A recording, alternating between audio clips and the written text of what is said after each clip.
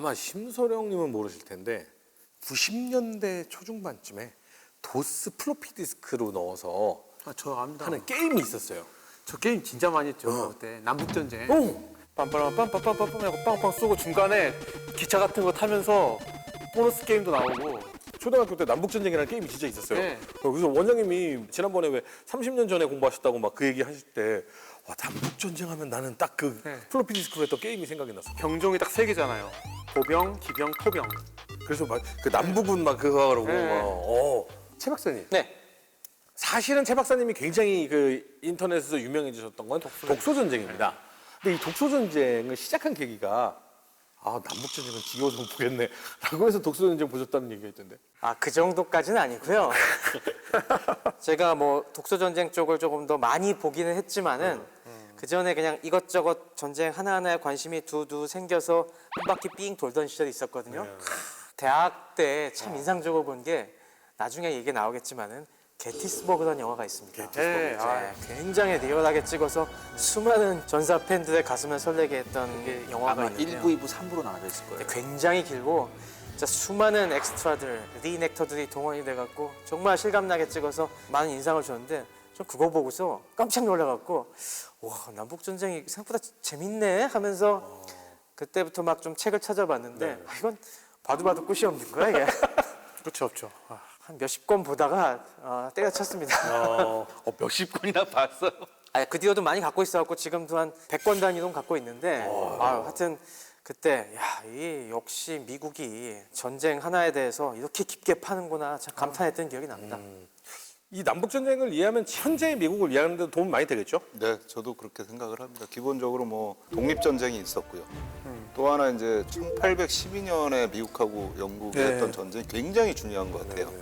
그때 이제 이 연방 중심으로 가느냐 아니면은 주의 중심으로 가느냐 이제 이 논쟁이 본격적으로 이제 수면 위로 드러났고 또 1812년 전쟁에서 나왔던 노래가 미국 국가가 또 됩니다. 31년에. 그 정도로 굉장히 중요한데 사실 이 남북 전쟁은 저는 현재 미국을 만들어주는 굉장히 기원 중에 하나인 것 같아요. 지금에 있어서 남부하고 북부하고 서로 다른 이 득표가 나오는 표결의 어떤 그런 성향이라는 것도 사실은 남북 전쟁의 영향이 굉장히 크고요. 이런 부분들을 봤을 때 현대 미국을 이해하기 위한 굉장히 중요한 그런 어떤 역사적 배경이 되는 게 남북 전쟁이라고 저는 생각을 합니다. 전 세계 경찰 국가였고 넘버원이었던 미국이 G2인 중국과 이제 분쟁이 일어나기 시작하고 약간 지위가 흔들리는 것 같다가 푸틴이 또 이제 사고를 치면서 여러 가지 미국에 대한 독야 총총 혼자만 잘 나갈 거야? 강달러는 언제까지 갈 거야? 이러한 시점에 현재 미국의 모습을 보려면 결국 미국의 역사를 들여다봐야 되는데 그 미국이 이루어지기까지 가장 중요한 역사적 사건 중에 하나 남북전쟁 역전다방 스타일로 풀어드리도록 하겠습니다.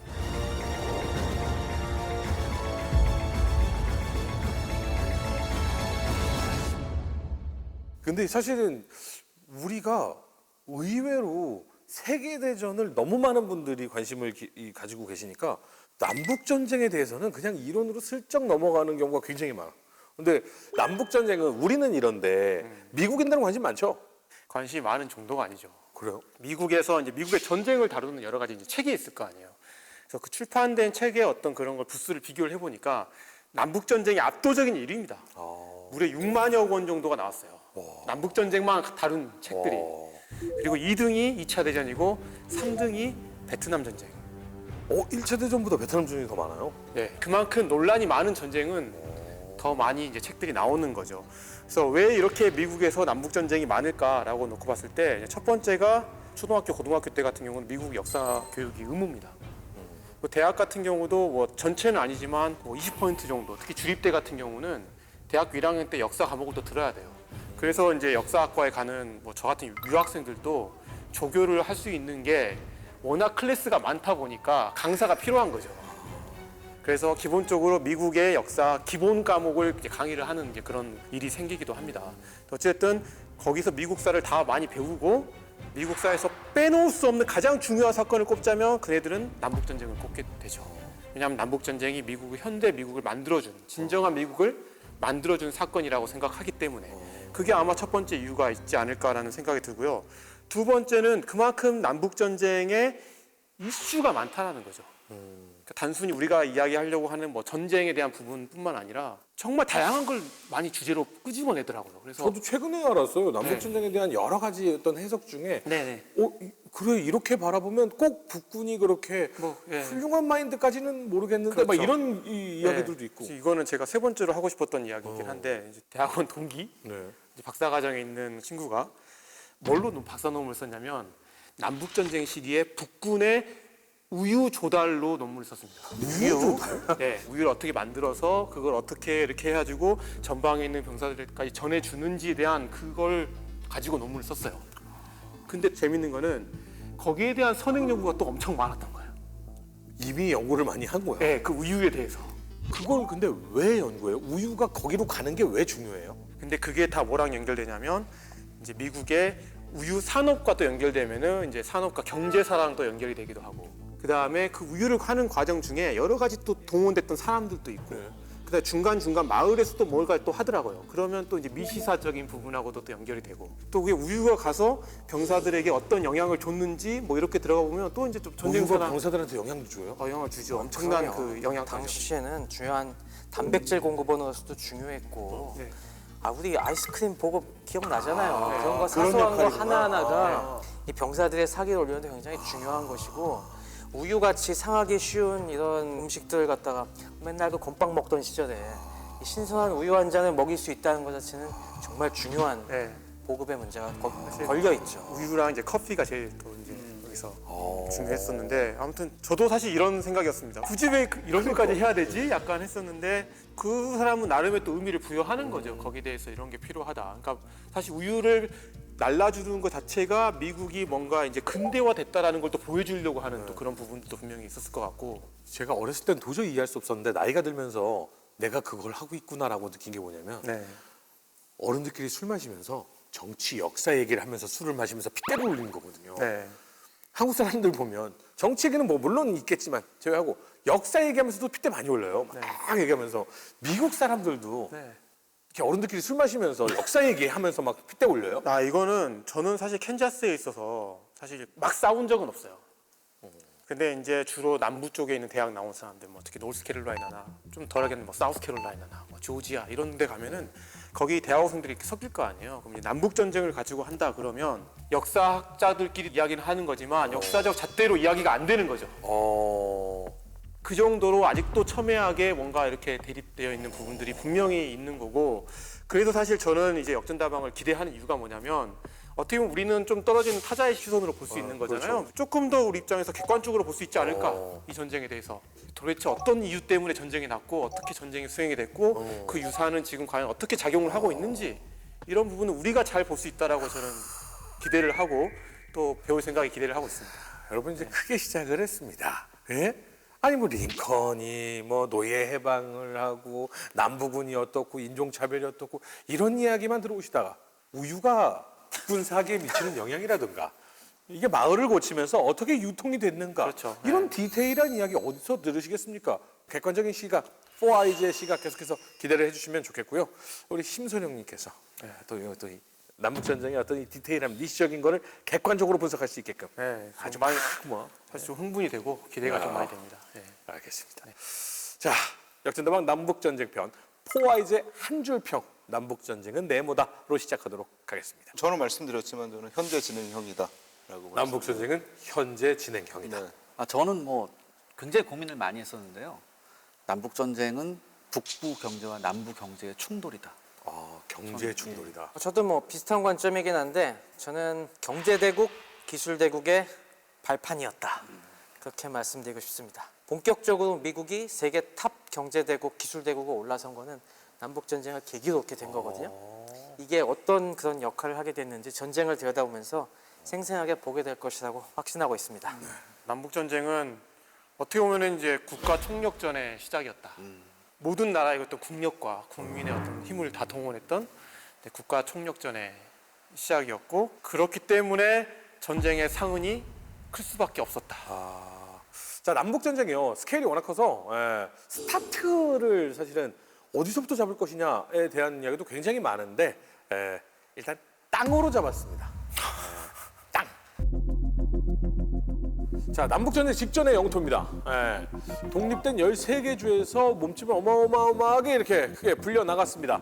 역사 요만큼에서 한번 요 부분에 대해서 우리 원장님께서 좀 이야기를 해주시면 좋겠는데 미국 팽창하고 나폴레옹하고 뭔 상관입니까? 지금의 미국을 이해하시는 분들은 뭐 미국 독립전쟁은 미국 영국만 생각을 네. 하실 텐데 그 당시에는 미시시피강의 경계가 굉장히 중요했던 것 같아요. 그러니까 지금으로 따지면 동부하고 네. 중부 지역의 동쪽 지역 네. 이 지역은 기본적으로 영국으로부터 이제 미국이 할양을 받은 거고 이제 이 미시시피강의 서쪽 지역은 네.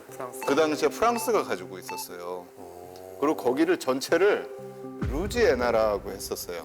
루이지애나? 네, 루이지애나 지금은 이제 루이지애나주가 따로 있지만 네네. 그때는 사실은 이 루이지애나주가 어디서부터 어디까지인지 경계도 모르고 얼마나 되는지도 모르지만 어쨌든 그 땅을 프랑스가 가지고 있었고 이 당시에 이제 루이 14세 이름에서부터 이제 해가지고 루이지애나라고 지었다라는 거예요. 아, 루이 14세의 땅이라서? 네. 그러니까 저게 지금 현재 미국 영토의 한 25% 우와. 정도가 되고요. 한반도 전체 한 10배 규모 정도가 됩니다. 우와. 어마어마하게 큰데요? 네. 그러니까 이게 처음에는 이제 프랑스가 좀 가지고 있었어요. 네.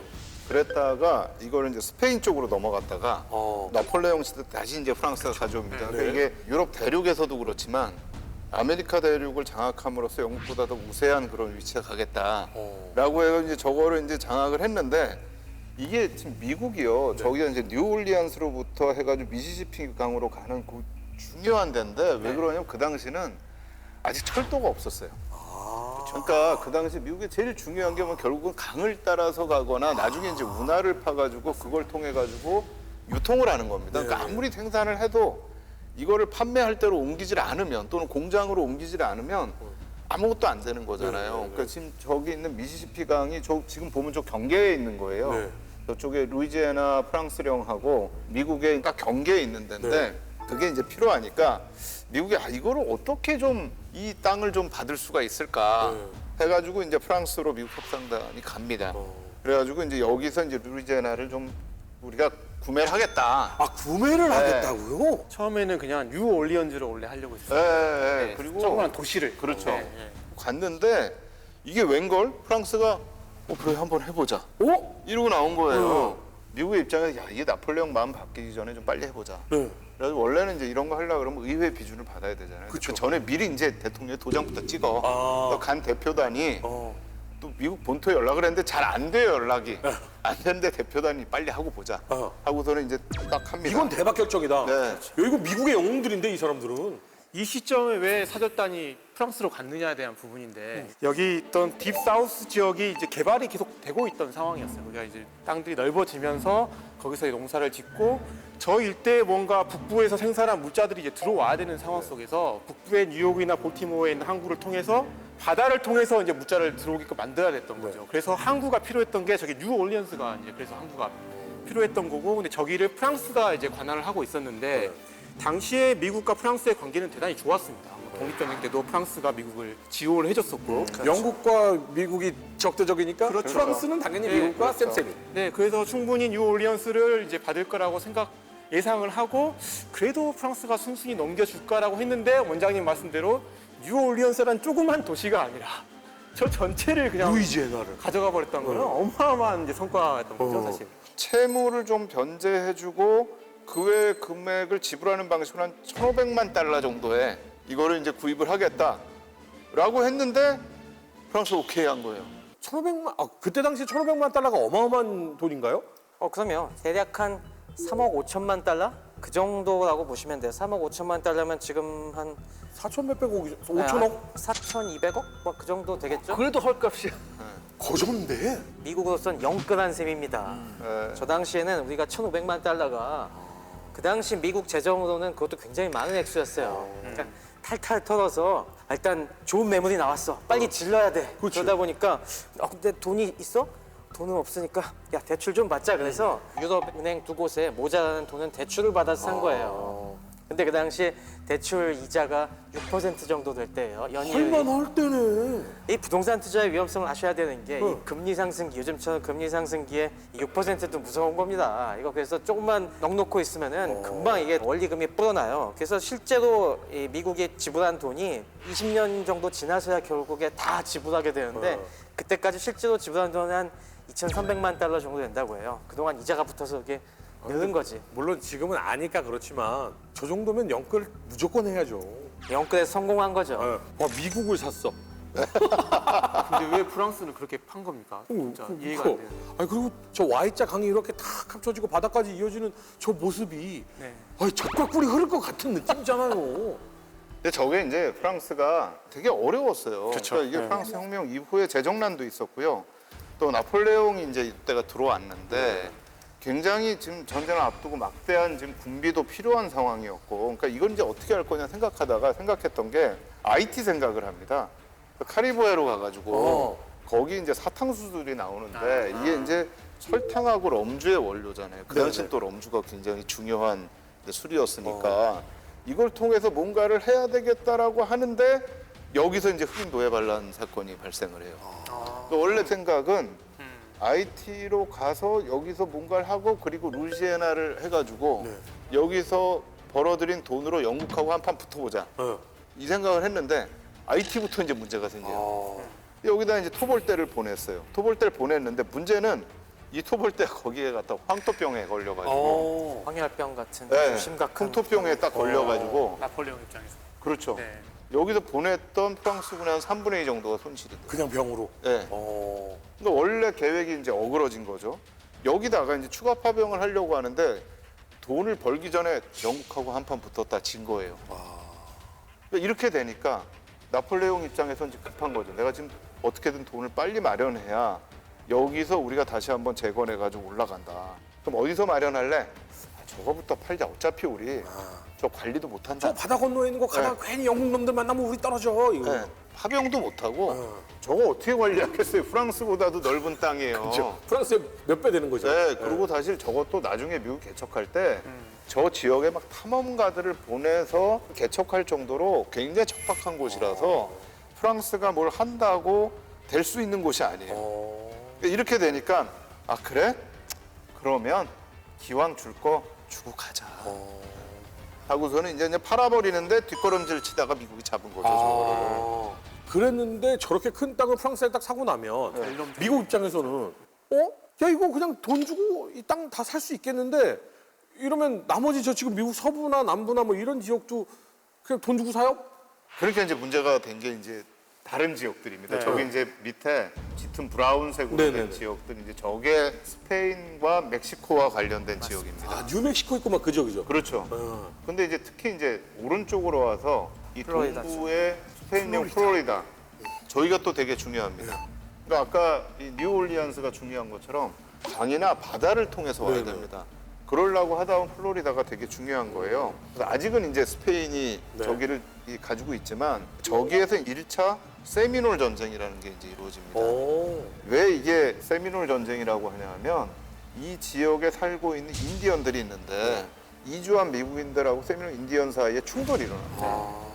근데 그 충돌을 계기로 해가지고 이제 미국 군대가 저기에 진주를 하게 돼요. 근데 이 진주를 하게 되면 기본적으로 스페인하고 그렇죠. 붙게 되죠. 스페인 땅인데. 그렇죠. 근데 이제 스페인은 이미 나폴레옹에게 정복을 당하면서 거의 국력이 기울어진 상태예요. 그러니까 뭐 어떻게 할 수가 없어요. 여기다가 스페인이 지금 다른 아주 중남미 지역들 거의 가지고 있다가 그 지역들도 지금 대부분 스페인으로부터 떨어져 나가는 상황이거든요. 관리가 안 돼서. 예. 사실은 이거는 제가 말은 세미놀 전쟁이라고 하지만 와서 한판 붙어야 되는데 우리가 안 될 것 같아.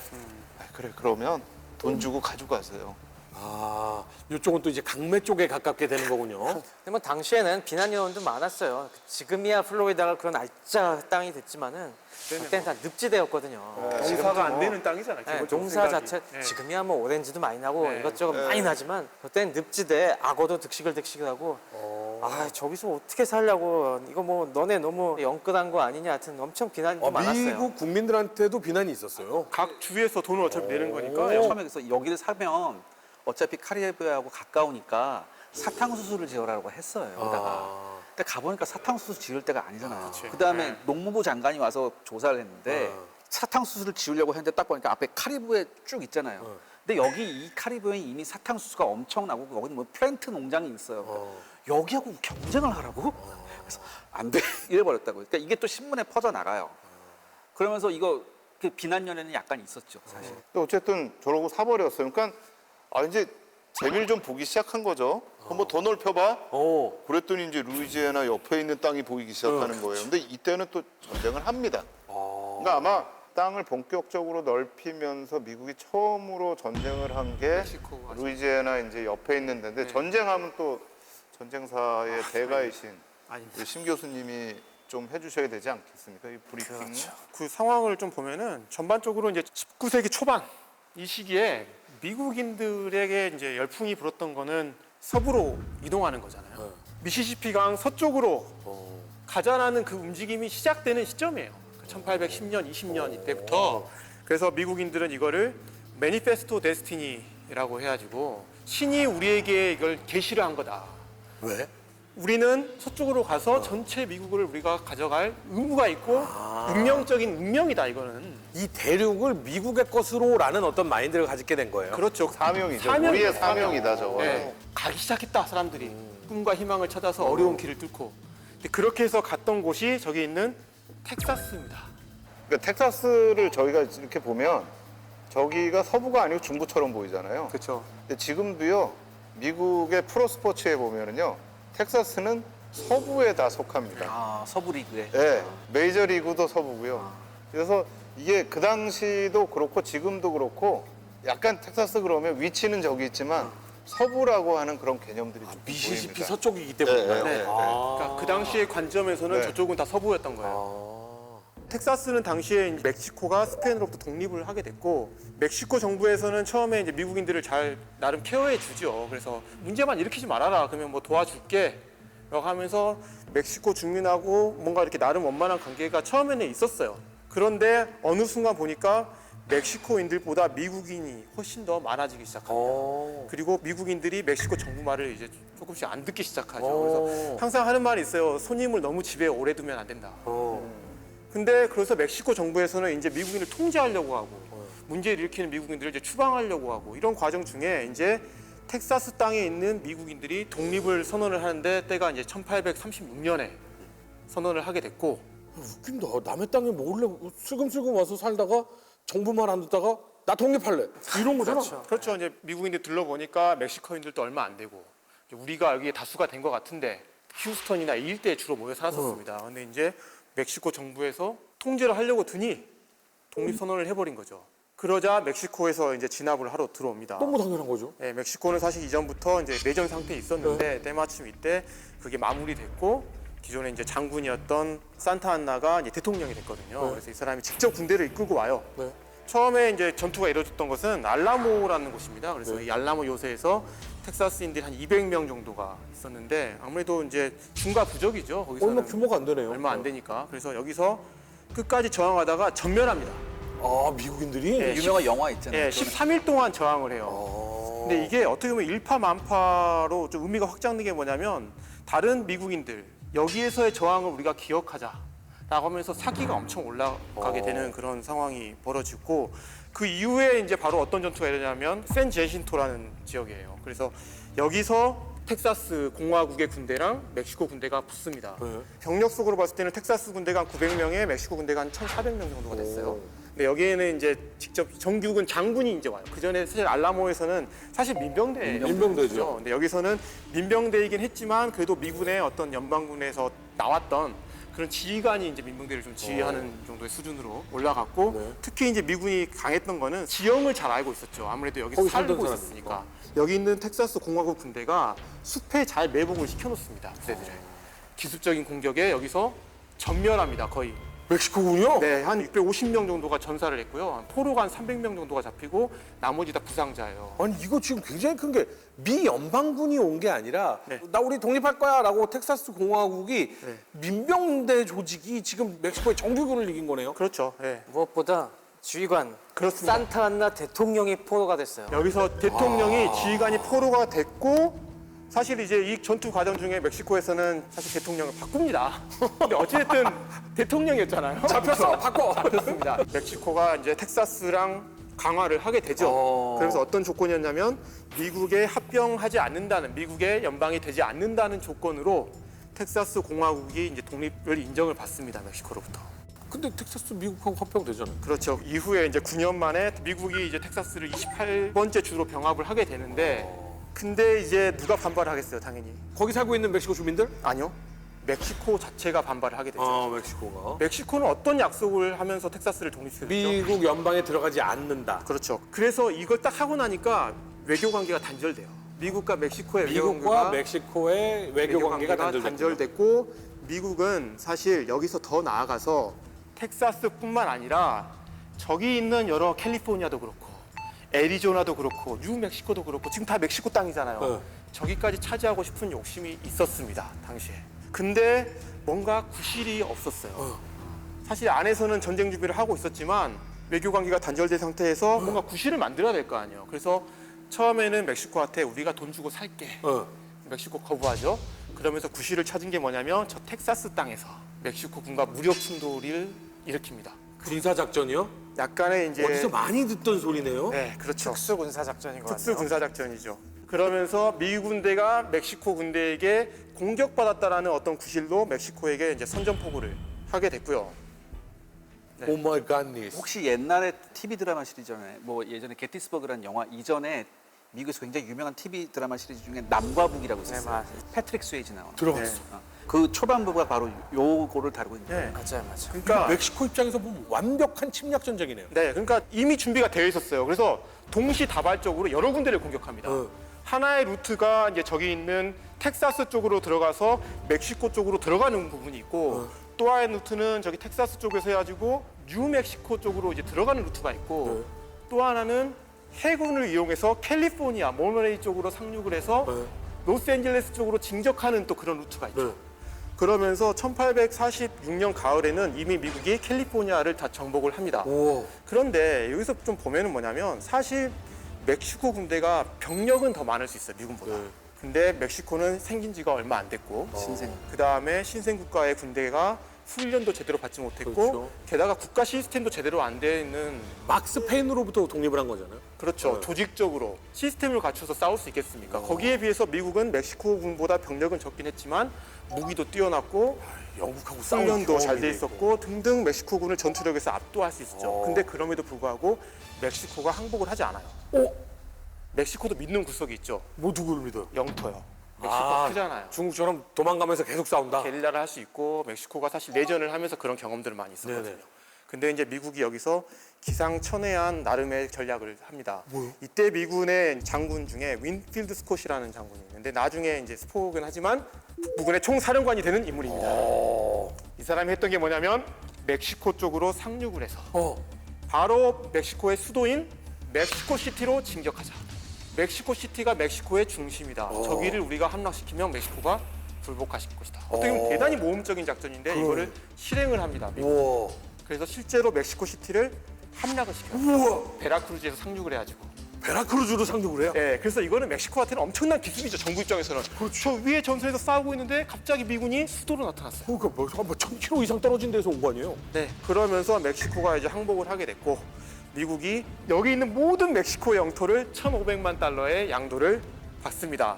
그런데 이게 양도 받았다는 것은 미국 입장이지 멕시코 입장에서는 뺏긴 거죠. 강탈당한 거죠. 그래서 멕시코 전쟁의 배경은 어떻게 보면은 작게 보면은 텍사스가 독립한 거일 수도 있지만 크게 봤을 때는 미국의 어떤 팽창입니다. 결국에는. 미국 땅의 3분의 1은 그냥 뺏은 거네요? 그렇죠. 네, 그래서 멕시코 영토가 반토막이 났고. 근데 또 아이러니한 건 뭐냐면 저 지역에 지금도 멕시코 사람들이 엄청나게 많이 살죠. 스페니쉬 그렇죠. 계열들이. 저기 다. 저 캘리포니아 있잖아요. 네. 고속도로 가다가 잘못 이렇게 이제 들어가서 동네 가자면 영어가 안 통해요. 안 통합니다. 네. 동네 거기는- 전체가 다 에스파뇰. 네, 거기는 다 스페인어만 써요. 와, 그러면 네. 지금의 멕시코인들 사이에서는 저기를 우리 땅으로 생각한다, 되찾아야 된다 이런 거는 전혀 없는 거예요? 아니 그렇게 가르치죠. 가르쳐요? 멕시코 사람들한테 물으면은 그 치욕의 역사를 굉장히 강조한다고 하더라고요. 아, 나 뉴멕시코 막 이야기나 뭐 이런 거를 네. 이게 몇 가지 이렇게 뭐 정보로 조각조각 알고 있었는데 이렇게 딱 들으니까 와 정말 미국과 멕시코의 국경 관계도 상당한 복잡하죠. 화약고 같은 느낌도 좀 근데 있구나. 워낙 이제 국력 차이도 뭐 많이 나고 그래서 2차 대전 때 보면은 진범한 존보 사건이 가장 대표적이잖아요. 독일이 저런 역사를 알고 있고 멕시코인들이 느끼는 감정을 알고 있었기 때문에 그래서 멕시코를 후방을 조정하려고 했지. 공격하라 뭐 이런 정보를 멕시코한테 이야기를 할 수 있었던 부분도 사실 다 연관성이 있는 거죠. 그럼 멕시코에서도 사람들은 그런 마음을 항상 가지고 지금 살고 있는 것도 사실이다. 그렇다고 볼 수도 있는데 미국 국민들도 재밌죠. 이 교육 받아요? 텍사스 입장에서는 항상 그렇게 배워줘. 아까 리멤버 더 알라모 얘기 나오듯이 원래는 여기가 자유민들의 땅이었다. 그래서 미국에서 넘어온 사람들과 멕시코 원주민들이 여기서 자유를 누리고 살고 싶었는데 이 멕시코의 독재자 산타 안나가 우리 핍박해서 우리 어쩔 수 없이 들고 일어나서 독립을 쟁취했다. 뭐 이런 식으로 다 이해를 하고 있죠. 재밌다. 알겠습니다. 미국의 역사, 뭐 한 200년 좀 넘는 역사인데 이 중에 전쟁과 연루되지 않은 날은 거의 없었다. 한 10%, 20년 미만이다. 뭐 이런 얘기도 있는데 자, 저 어마어마한 멕시코 땅을 빼앗은 미국의 군사력 과연 어느 정도일까 궁금한데요. 시대 상승 파악할 겸에 무기를 좀 알아보겠습니다. 아, 이때는 아무래도 우리 이세환 기자님께서 오래간만에 옛날 생각나. 이세환의 무기고를 열어보지. 일단은 먼저 소개해드릴 게 머스켓총이에요. 제가 머스켓총부터 한번 보여드리겠습니다. 야, 현실 고증. 이게 보통 머스켓총이죠. 아 이거 가지고 오신 거예요? 아니 빌려왔어요. 사장님께서 저희 역전다방 팬이시래요. 그래서 이거를 공짜로 빌려주셨어요. 네. 이 머스켓총은 인류 역사상 거의 300년 가까이 보병의 주력소총으로 쓰였던 그러니까 인류 역사상 가장 오랜 동안 주력소총으로 쓰였던 총이에요. 근데 이게 장전하는 방식이 아시겠지만 굉장히 까다롭습니다. 일단은 이런 형태의 그냥 구슬이죠. 요거를 넣어야 되는데 넣기 전에 일단 화약을 먼저 좀 넣어야 돼요. 화약을 적당량 넣고 얘를 그냥 넣는 게 아니라 그러니까 예를 들어서 그냥 넣으면 만약에 아래에 있는 사람을 쏘려고 하면 꿀로 떨어지죠. 그렇죠. 그러니까 여기에다가 가죽이나 종이를 싸서 넣었어야 돼요. 아, 꽉 맞으라고. 그 다음에 뭘로? 요 꽂을 때를 때요. 빼서 영화에서 보면 막 그냥 끝까지 넣어요. 막 저기서 막 그 곰 달려오고 막 인디언 달라오고 있는데 막 이러고. 그다음에 이게 굉장히 잊어버리기 쉬웠어요. 그래서 다시 꼭 껴놔야 돼요. 규정이. 그다음에 이제 두 번째는 뭐냐면 이게 요거 이제 브릿지라는 부분인데 일단은 해머를 하프 코킹을 해요. 절반 정도. 그다음에 이 닫혀 있는 화약 접시를 열어서 여기에다가 이 화약 접시에다가 일정량의 화약을 또 넣어야 됩니다. 그 약봉지 같은 데에다가 화약 넣고 이렇게 붓는 게 이렇게 거기. 이렇게 하죠. 정화약을 그다음에 넣는 거죠. 이 화약이 날아가지 않게 덮고. 접시를 닫아야죠. 그럼 이제 안 날아가는 거예요. 뭐 일부에서는 비 와도 괜찮다고 그러는데 거짓말이에요. 거짓말이에요? 비 오면은 불발률이 70%가 넘어요. 그렇죠. 네. 그다음에 이렇게 되면 드디어 이 화약이 여기까지 되면 그때서야 비로소 해머를 완전히 풀코킹하는 거예요. 그럼 이제 사격 준비가 끝난 겁니다. 이 머스켓 총을 쏠 때 불문율이 있어요. 뭐냐면 적의 눈동자가 보일 때까지 쏘지 말아라. 가까이 와요. 굉장히 가까워야 돼요. 그다음에 조준은 어디다 하냐? 보통 우리가 몸통에 조준할 것 같잖아요. 아닙니다. 무릎을 향해서 조준해요. 왜? 이게 들리거든. 굉장히 들려요. 그러니까 빵 하면서 올라가니까 총알이 나갈 때쯤이면 총구가 그렇기 때문에 올라가. 적의 무릎을 향해서 조준을 하라. 그래서 발사를 하는 겁니다. 그럼 이게 이 해머가 닫혀 있는 접시를 때리면서 이 접시가 열려요. 열려. 자 보세요. 이렇게 열리죠. 이렇게 되면서 격발이 되는 거예요. 그러면 또 반 열고 화약 그렇지. 넣고 앞에 네. 쑤셔넣고 맞습니다. 그렇게 돼서 이 당시에 클린틀락 머스켓은 1분에 2발을 쏠 수 있었어요. 평균적인 군대가. 훈련이 굉장히 잘 돼 있는 영국군은 3발까지 쏠 수 있었습니다.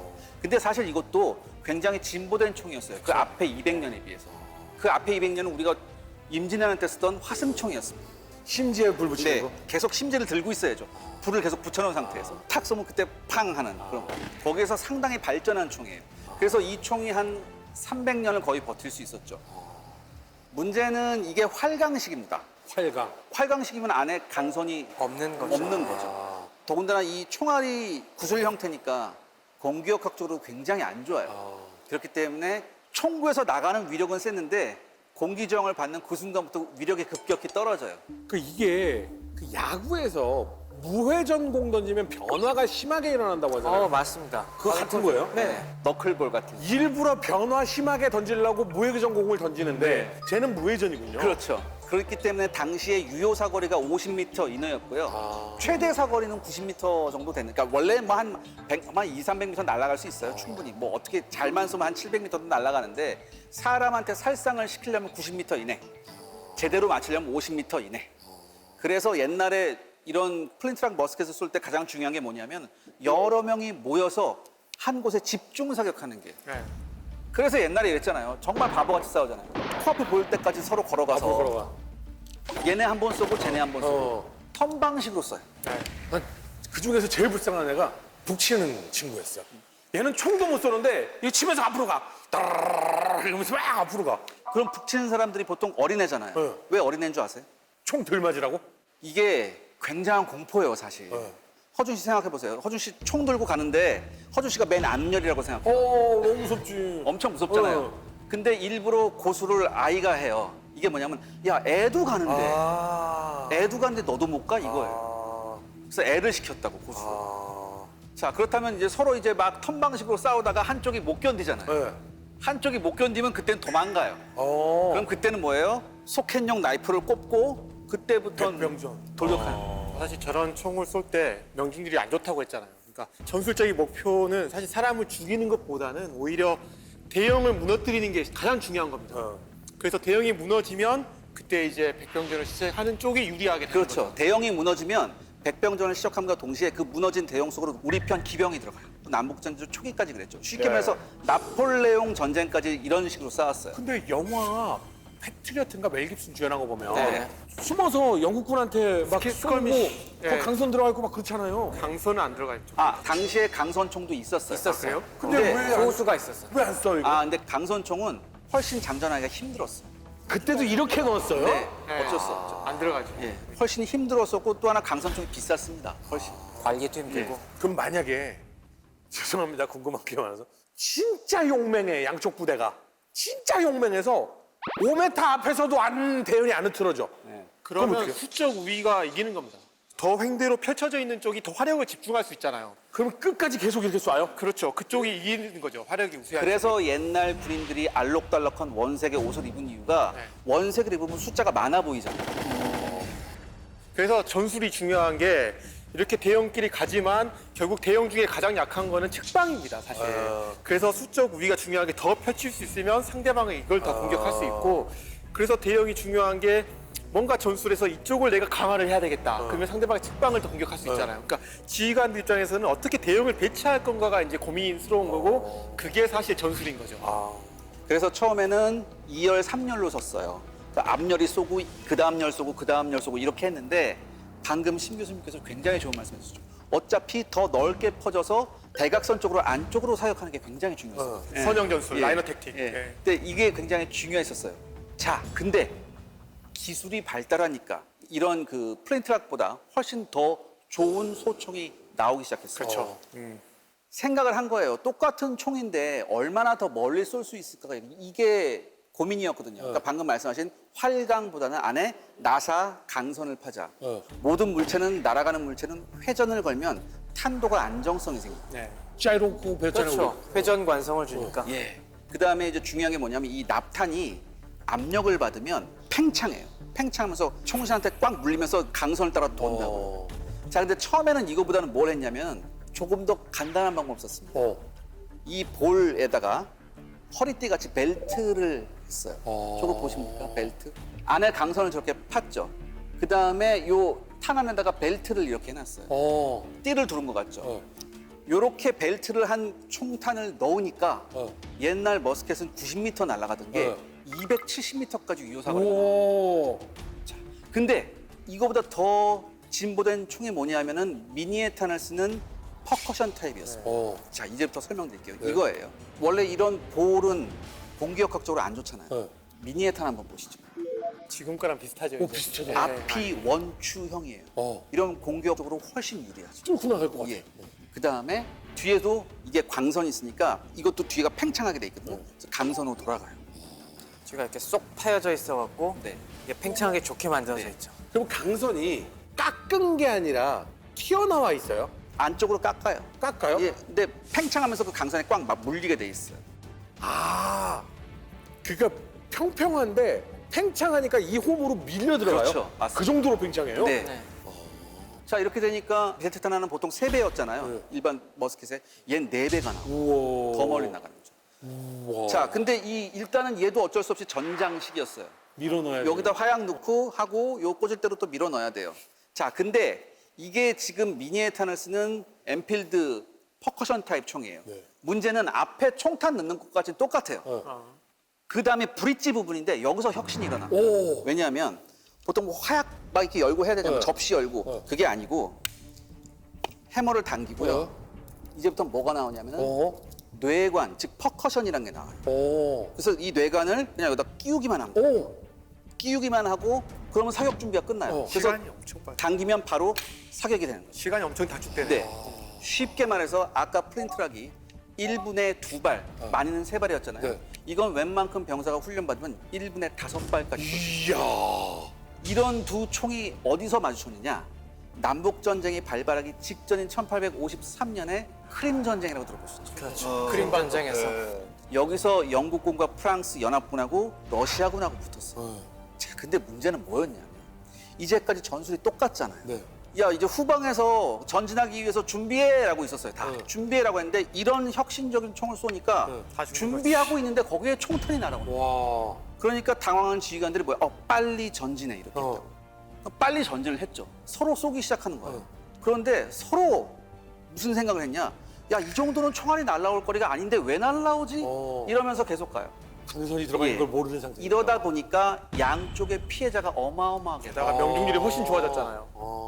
명중률도 좋아지죠. 사거리도 더 길어졌죠. 근데 러시아군이 쓰면 영국, 프랑스 연합군은 안 썼을 거예요. 아, 러시아군은 아까 벨트탄을 썼었고요. 네. 영국하고 프랑스군은 이 미니에탄 소총을 썼었어요. 그래서 러시아군 쪽 피해가 훨씬 컸었어요. 자, 근데 이런 혁신적인 소총이 남북 전쟁 때는 아주 보편화가 됩니다.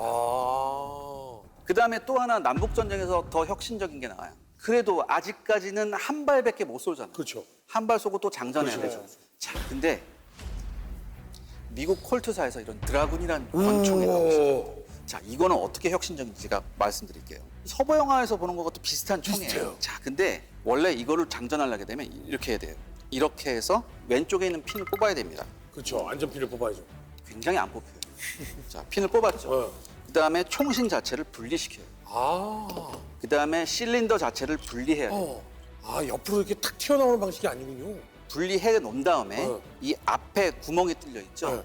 구멍이 뚫려 있는 데다가 일단은 볼바다라고 있어요. 잘 들어가라고. 볼버터라고 하는데 보통 볼바다라고 해요. 볼바다. 볼바다를 다 묻혀주고 구슬을 일단 손으로 하나씩 넣습니다. 그 다음에 여기 뒤집어 보면 여기 뭐가 톡톡톡 튀어나와 있죠. 여기에 일일이 이 뇌관을. 퍼커션 캡을 하나씩 끼워 넣어야 돼요. 6개를 다. 그 다음에 다시 결합을 합니다. 자, 이렇게 하면 쏘면 될 것 같죠? 아니에요. 그러면 요 앞에 있는 총알을 손으로 넣었잖아요. 근데 얘가 안쪽 깊숙하게 안 들어가 들어가 있었어. 그렇기 때문에 앞에 이게 뭐냐면 이게 로더예요. 아. 로더를 돌리면서 밀어. 하나씩 돌리면서 아. 이걸 다 다시 해야 돼요. 이걸 일일이. 그래야지 이제 쏠 준비가 됩니다. 그럼 이걸 이렇게 하죠. 얘가 비록 장전 시간은 5분 이상 걸려요. 6발 하려면. 근데 중요한 게 뭐냐? 연속 사격이. 6발을 쏠 수 있어. 이걸 누가 쓰냐? 기병이 썼어요. 장교들은. 근데 보통 이런 기병들은 이런 총을 2개씩 갖고 12발을 쏠 수 있어. 양쪽에 꽂고. 신에게는 아직 12발의 총알이 남아있어. 그렇죠. 또 중요한 게 뭐냐? 좀 더 돈 있는 애들은 말 안장에도 2개를 더 꽂고. 이야, 24발. 그러면 이때부터는 천하무적. 무슨 일이 있었냐? 이런 권총으로 무장한 기병대 80명하고 그냥 검만으로 무장한 120명의 기병이 붙었어요. 80명한테 작살이 났어요. 그러겠네. 그러니까 이게 또 하나의 남북전쟁에서 굉장히 혁신적인 무기가 되죠. 이런 무기를 갖고 있는 기병한테 보병들도 기습을 당하게 되면 처참히 무너졌어요. 이거 아무리 빨리 한 발을 장전한다고 해도 이동안 몇 발을 쏠 수 있는데. 네. 그러니까 이 남북 전쟁에서 전술이 덜 발달된 상태에서 이런 혁신적인 무기가 보병과 기병의 손에 쥐어지게 됩니다. 그다음에 제가 2019년에 미국에 가서 요 남북 전쟁 시대 이 권총을 직접 쏴볼 기회가 있었어요. 이 총을? 네. 야, 어땠어요, 느낌이? 화면을 한번 보시죠. 자, 이제 쏴볼게요.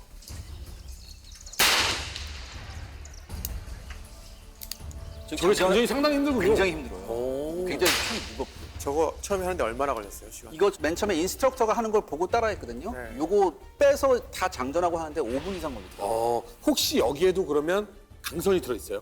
아, 여기도 강선이 들어있어요. 우와.